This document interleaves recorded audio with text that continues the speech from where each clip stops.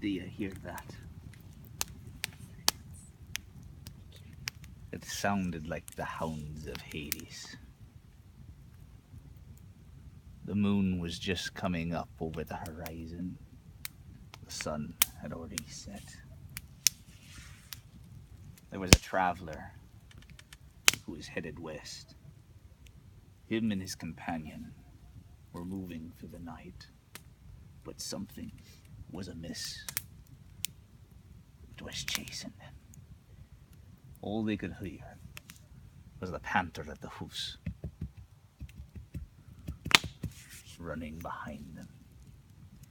To the left and to the right, they each looked, aware that something was stalking them in the night. They knew that if they could not outrun it, or could not keep the pace in which they were headed, it would soon be upon them. In the moment, they heard the hounds howl in the night. It spooked them so bad that the hair began to stick up on the back of their neck. A shiver went down their spine, all the way to their toes. Immediately at once, one of them grabbed his axe, clutched it in his hand as he began to run with it. The other grabbed his bow, and they began to run as fast as they could in the middle of the night, hearing the screeches and the sounds of the wise birds asking the question, who goes there in the night? They continued running, and all the while, the creature stalking, moving behind them and around them, almost as if it was herding them into the direction they wanted to go. All of a sudden, breaking out of the woods in which they were running, they came across a clearing, as eerie as could be. Uncertain, but really assured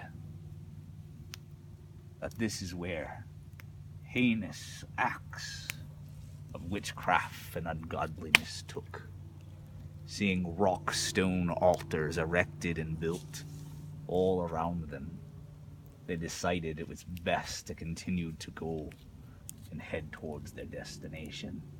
Out of breath, tired and weary from days of traveling, they pushed on further and further into the woods.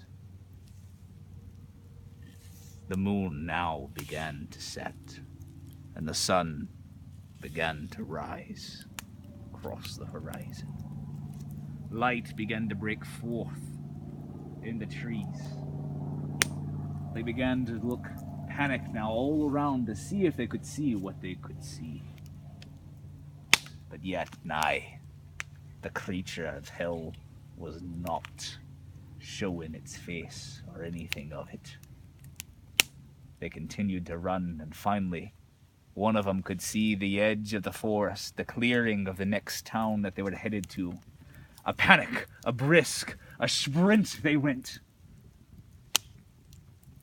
lunging out of the forest as fast as they could, with the creature stopping at the forest edge, all but the light, keeping it frightened.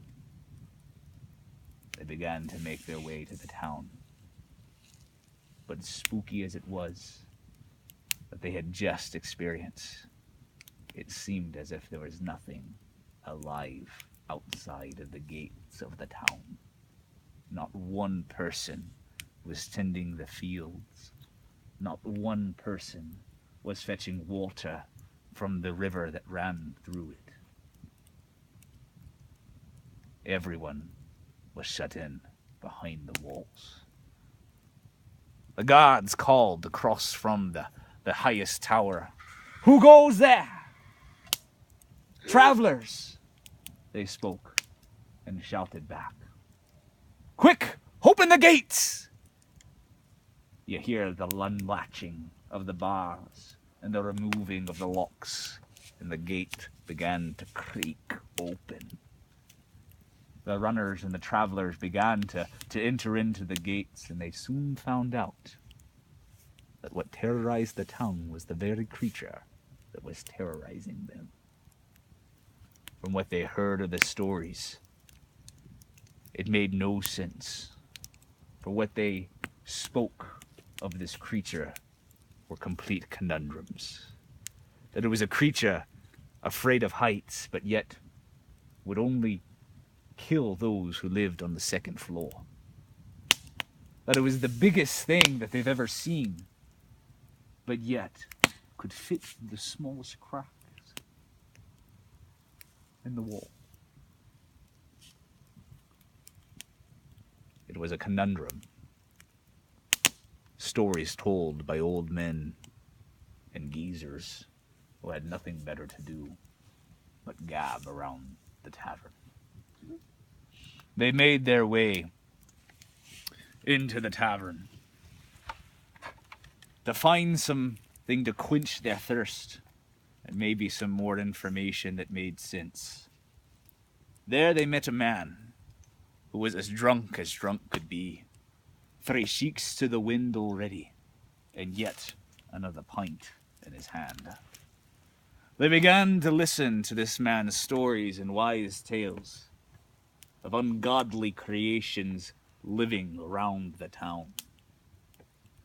Not just hounds of hell, but Hades himself walking the midst of the land. Soon the travelers realized the destiny that laid before them. And it was to run, get out of there.